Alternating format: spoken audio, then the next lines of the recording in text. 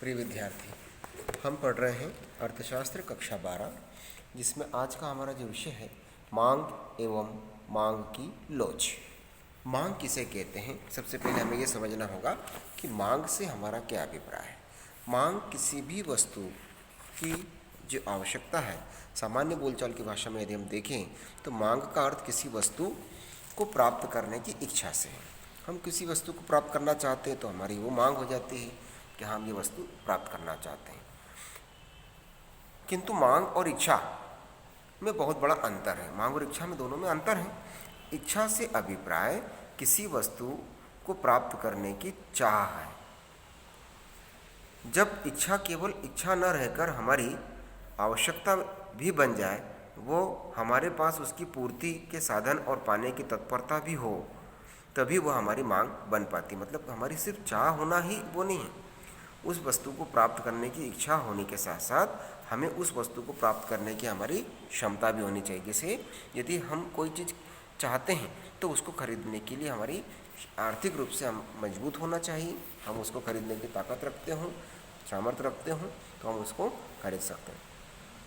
इस प्रकार मांग से अभिप्राय उस इच्छा से है जिसको संतुष्ट करने के लिए उपभोक्ता के पास साधन है तथा वह उन साधनों को व्यय करने की तत्पर भी हो। मतलब साधन तो है मगर उसको खर्च करने की इच्छा भी होनी चाहिए। जैसे कई लोग रहते हैं जिनके पास धन है मगर वो धन को खर्च नहीं करना चाहते हैं। कुछ लोगों के पास धन नहीं है, उनकी इच्छा है मगर धन नहीं है, और धन के अभाव में वो उस वस्तु को नहीं खरीद पाते हैं, उसका उपयोग वो नहीं कर पाते हैं। तो वहाँ धन का अभाव है, ये स्थिति निर्मित हो जाती है। तो मांग में प्रभावी इच्छा के साथ निश्चित समय और निश्चित कीमत तत्व भी प्रभावी होता है। मांग की कुछ परिभाषा दी हुई है, हम किसी भी एक परिभाषा को समझते हैं। कोई सी परिभाषा हम देखते, जैसे पहली परिभाषा हम देखते हैं जो प्रोफेसर बेनहम की है। एक दी हुई कीमत पर किसी वस्तु की मांग उस वस्तु की वह मात्रा है जो उस कीमत पर एक निश्चित समय में खरीदी जाएगी। कोई भी वस्तु है, उस वस्तु की कीमत निश्चित है, तो उस निश्चित कीमत पर यदि हम उस वस्तु को खरीदने के लिए तैयार हैं तो वो हमारी मांग है, और वो इच्छा जो है वो हमारी प्रबल इच्छा होनी चाहिए। अब मांग के तत्व देखें तो मांग की परिभाषा से निम्नलिखित तत्व हमें समझ में आते हैं कि ये बातें उसमें होनी चाहिए। जैसे पहला है वस्तु को प्राप्त करने की इच्छा होनी चाहिए। दूसरा, वस्तु को प्राप्त करने के साधन होने चाहिए। मतलब वस्तु को प्राप्त करने की इच्छा तो है मगर वस्तु को प्राप्त करने के हमारे पास साधन नहीं है, यानी हम उतने सामर्थ्य नहीं हैं, या हमारे पास धन का अभाव है। नेक्स्ट है वस्तु विशेष पर साधन व्यय करने की तत्परता। मतलब हमारे पास धन भी है तो उस धन को हम उस वस्तु पर खर्च करने के लिए भी तैयार हों। नहीं तो धन है मगर हम इच्छा नहीं रखते खर्च करने के लिए, तो वो वस्तु हमें प्राप्त नहीं हो पाएगी। वस्तु प्राप्ति की इच्छा कीमत विशेष से होनी चाहिए।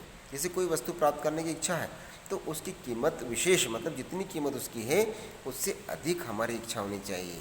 जैसे हम 10 रुपये का एक पेन आ रहा है, अब 10 रुपये भी हमारे पास है मगर उस 10 रुपये से अधिक उस पेन की इच्छा होनी चाहिए। मतलब 10 रुपये हमारे पास है और 10 रुपये का पेन भी है और 10 रुपये खर्च करके हम उस पेन को प्राप्त कर सकते हैं, तो ये तभी हो पाएगा जब 10 रुपये से अधिक आवश्यकता हमें उस पेन की होगी। यदि हमें 10 रुपये की आवश्यकता ज़्यादा होगी तो हम पेन पर उसको खर्च नहीं करेंगे, उसको जहाँ खर्च करेंगे जहाँ पर उससे अधिक संतुष्टि हमें प्राप्त होती हो। मांग का संबंध किसी समय विशेष से होना चाहिए। जैसे भूख लगती है तो भूख लगती है तो समय पर लगती है, हमें उस समय पर हमें भोजन की आवश्यकता होती है, तो उस भोजन को प्राप्त करने के लिए हम धन खर्च कर सकते हैं, क्योंकि हमें उस समय भोजन प्राप्त करने की प्रबल इच्छा भी है और हमारे पास पर्याप्त धन भी है, तो उसको खर्च करके हम भोजन प्राप्त कर सकते हैं। अब मांग जो है इसकी अलग अलग वो भी हैं। मांग व्यक्तिगत मांग भी होती है और बाजार मांग भी होती है। व्यक्तिगत मांग से आशय होता है कि व्यक्ति विशेष की अपनी आदतें, व्यक्ति विशेष की आदतों के आधार पर उसकी मांग भी प्रभावित होती है। देखिए इसमें मांग के निर्धारक तत्व देखते हैं।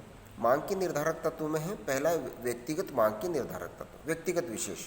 जैसे वस्तु की कीमत, कई बार हम कोई वस्तु खरीदते हैं तो उसकी कीमत के आधार पर वस्तु खरीदना या नहीं खरीदना ये तय करते हैं। यदि उसकी कीमत कम हो तो हम उस वस्तु को खरीद सकते हैं, यानी हमारी जो आवश्यकता होती है उस आवश्यकता से अधिक उसकी कीमत होगी तो हम नहीं खरीदेंगे। तो वस्तु की कीमत भी प्रभावित होती है व्यक्तिगत मांग को।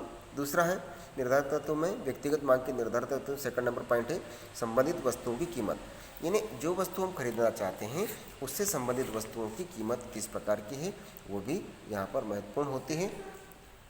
उसके बाद नेक्स्ट है स्थानापन्न वस्तुएं। स्थानापन्न वस्तु से आशय होता है कि ऐसी वस्तुएं जो हम जिस वस्तु खरीदना चाहते हैं उससे संबंधित कई प्रकार की वस्तुएं हमें यहाँ मिलती हैं। जैसे स्थानापन्न, जैसे चाय की जगह पर हम दूध ले लें या दूध की जगह चाय ले लें, या चाय और दूध के स्थान पर हम कॉफ़ी ले लें, या हम कोल्ड ड्रिंक ले लें, तो ये स्थानापन्न वस्तुएं कहलाती हैं।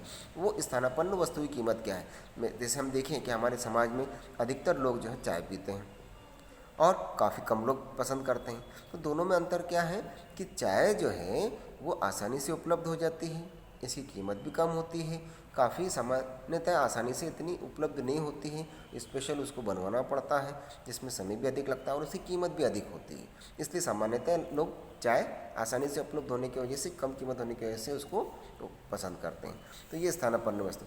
पूरक वस्तु, पूरक वस्तुएं भी किसी वस्तु की मांग को प्रभावित करते हैं या उसकी कीमत तय करते हैं। जैसे पूरक का मतलब होता है कि एक वस्तु हमने खरीदी है, दूसरी वस्तु की आवश्यकता स्वतः उत्पन्न हो जाए। जैसे हमने गाड़ी खरीदी, हमने गाड़ी खरीदने का मन बनाया था, हमने गाड़ी खरीद ली, मगर अब हमारे लिए दूसरी आवश्यकता अपने आप उत्पन्न हो गई कि गाड़ी यदि चलाना है तो पेट्रोल भी खरीदना पड़ेगा। जबकि हमने पेट्रोल खरीदने का मन नहीं बनाया था, मगर चूंकि गाड़ी चलाना है, गाड़ी का हमें लाभ लेना है, सुविधा प्राप्त करनी है, तो उसके लिए पेट्रोल का खरीदना हमारे लिए आवश्यक हो गया है। तो ये पूरक वस्तुएं कहलाती हैं कि एक वस्तु खरीदने पर दूसरी वस्तु की आवश्यकता अपने आप उत्पन्न हो जाए, पूरक वस्तुएं होती हैं। फिर नेक्स्ट पॉइंट आते हैं हम उपभोक्ता की आय। व्यक्ति की इनकम भी उसकी मांग को प्रभावित करती है। यदि व्यक्ति की इनकम कम है तो वो अपनी लिमिटेड इनकम में उतनी आवश्यकताओं की पूर्ति जो कर सकता है वही करेगा। तो व्यक्ति उपभोक्ता की इनकम, यदि इनकम ज़्यादा होगी तो वो अपनी आवश्यकताओं को अधिक मात्रा में पूरा कर सकता है।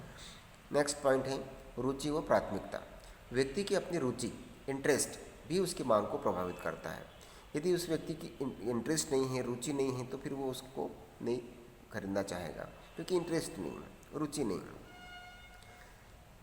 नेक्स्ट रुचि और आदत। इसके बाद है हम प्राथमिकता के बाद आते हैं भविष्य में कीमत परिवर्तन की आशा।